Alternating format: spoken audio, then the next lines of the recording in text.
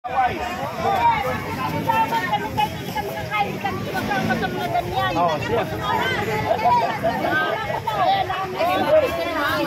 lang tayo, hindi sa kahirapan. Kasi po ako, mas maganda pa nga kayo, may nagbibigay sa inyo. Kung ako na sa Mindanao, wala akong makain maghapon. Nagpapalimos lang po ako. Oo. Hindi. Nakataon lang ako, nakapagtapos sa high school. Ulang man ang naramdaman namin. Yan ay matarali, building nyo eh, building. Kaya wag nyo kami isama na rally nyo, wala kaming alam yan. Hindi, kasi kung ngayon ko naman sinabi ikaw. Problema ko ito. Problema niya, huwag niyo pakialaman. Problema niya ha, problema niya. Okay ate, sabi mo, iparating mo, kanino mo ipaparating? Wala ka na ng meeting dito, kumain kami. Sa Malacanang. Tapos, ang sabi pa, ano case ko? Sa ano daw, legal. Sabi ko, hindi. Kasi ang aking, problema niya ito eh, hindi yung problema. Personal niya, huwag niyo pakialaman. Personal alam po mo, ito. hindi ako nagsinungaling. Ay kami, pangako lang ng NSA, hakutin mo kami, nasaan na ang mga kurap na. O di ba totoo? Ang sabi pa, sabi kami. Ba't wala? Para sa inyo ito. Alam mo, kasi, alam mo na ba ako? Ate, kilala mo na ako, no? Pag tayo ay nagbago ang panahon, lahat kayo. Sir, yung natutok na parang kami. Hindi ka kausapin pag nakatago mo nga. Hindi ka kausapin pag nakatago mo nga. Yan, mukhang magkagulo na po dito mga PJ. Ayan. Tahimik kami. Yun lang. Walang huli. Tahimik kami.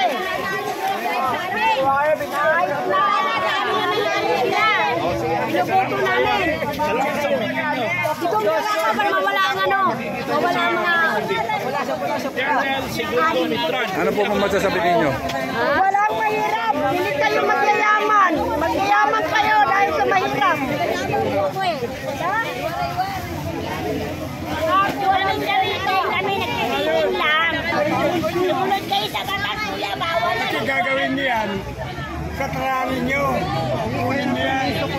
Na kayo na mamigay. Galit na galit pa yung mga dito sa mga vlogger at saka sa mga Duterte po. Galit na galit po mga tao rito at ayaw nila daw na isasama sila sa gulo ng politiko. So yung ano nila kasi nagpipiding lang po sila dito po mga ka-PJ. Mga nagpipiding lang po yung mga ka-PJ. So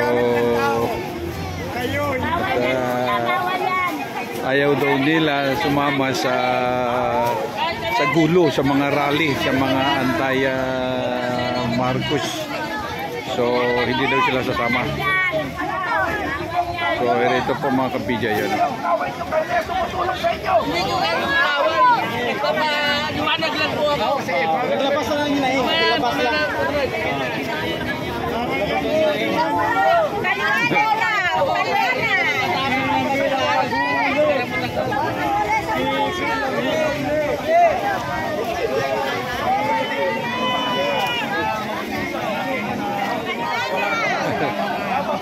Bigla nga nabulabog po mga ka-PJ.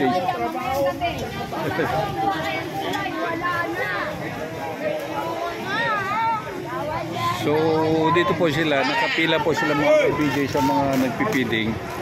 So ngayon bigla po lumapit sa kanila yung parang malaking dito na ex-military at retired colonel ata ito mga ka-PJ. So ngayon medyo kinausap sila. So ayun po, nagkainitan po sila mga ka-PJ. Na narinig naman po ninyo siguro yung mga sinasabi nila kanina. Ito po yung kausap sa kanila.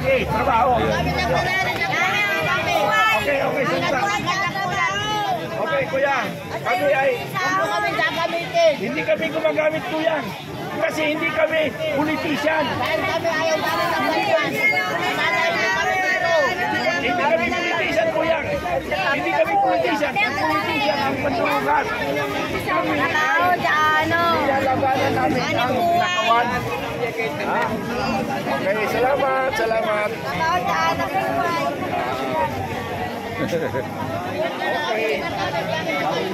So, ayun po mga kabidyo, nag-high blood na po sila. Nag-high blood na po mga kabidyo, yung mga pumipila dito, no? Ayun pa rin mo kayo, tago nyo. Bawal yung video na gagawin nyo. Mga nagkainitan na po mga ka-BJ. So,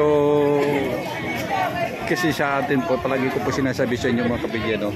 At ano po tayo, demokrasya po tayo mga ka-BJ. So, may kanya-kanyang opinion po tayo. Kung ano po ng opinion nila, so dapat po igagalang po natin. Kung ano-ano po ang opinion ng ibang tao, so igagalang po natin mga ka-BJ. So, kung ayaw sumasama sa atin, huwag natin pilitin. So, kung sino lang po ang gusto sumasama sa atin, yun ang atin iakay.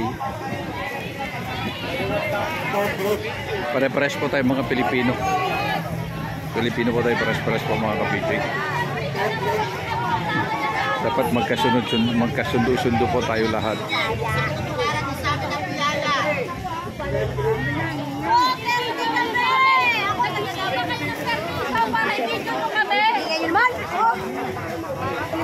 So,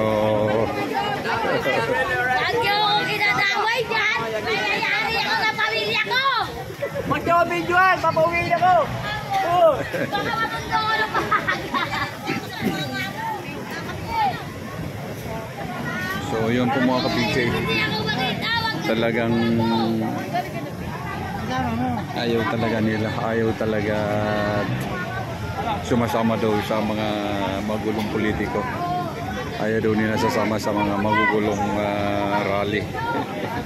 Galit na galit sila po sila na bibidyo sila mga ka-PJ. So, kung tutusin mo naman talaga may ano din.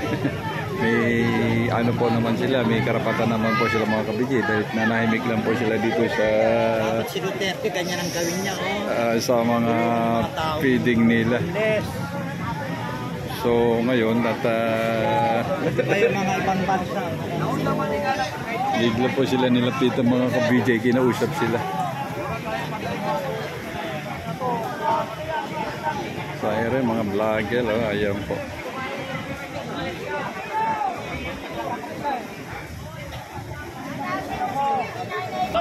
Galing sa gobyerno yan na ninakaw sa gobyerno na kumikita sila yung 3,000, bakit hindi trabaho na lang ibigay ng gobyerno? Bakit ayuda? Nilalason nila ang mahirap. Nilalason nila ang mahirap. So, magbago lang ang panahon, babaguhin natin ang lahat. Hindi ayuda ang kailangan. Kailangan trabaho. Dahil ngayon, nakita nyo sila, pumipila ngayon. Bukas, pipila ulit. So, walang katapusang paggamit sa mahihirap. Walang katapusan. Walang katapusan ito na paghihirap. Mahina ang audio. Wala tayong microphone. Ilapit ko. Oo. Ayan, ilapit natin. Kilala mo ba yan? Kita ko ngayon dito ebidensya na ginamit ng administrasyon dito. Kahit na anong administrasyon, karamihan naman ginamit ginamit ang mga mahihirap. Kaya ngayon hindi sila umaalma dahil binabayaran na sila ng 3,000 pero 10,000 sa dulo. Ayun, nag-aaway-aaway na po sila mga ka-BJ. Kaya ano, so hindi po natin alam kung ano po ang dahilan.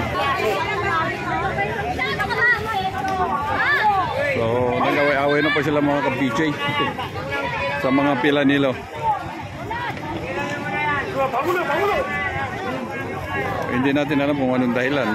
Yung bata po at saka yung isa na medyo ma-edad na rin po mga ka-BJ. So, meron po ang istorya dito po mga ka-BJ at nagkainitan na po sila mga ka-BJ, damay-damay na po. So yun talaga, hindi po yun ang ano nila po mga ka-PJ, hindi po government yun. Hindi po government yung mga ka-PJ. At parang feeding program, parang mga galing po, parang mga ano dati ito, mga Korea ata yan. At tapos yung parang prayer nila kanila, tapos yun po, bigayan na po mga pagkain, bigayan na po kung ano po mga ka-PJ. So hindi po tayo na pwede lalapit doon mga ka-PJ, medyo nag-high na po sila, mukhang nag-high blood na po sila mga ka-PJ. So sige po mga ka-PJ, hanggang dito na lang po vlog natin. Thank you so much po sa inyo lahat. Ito pong inyong abang lingkod, ka-PJ Ben Jasim. Thank you so much po, thank you for watching po mga ka-PJ.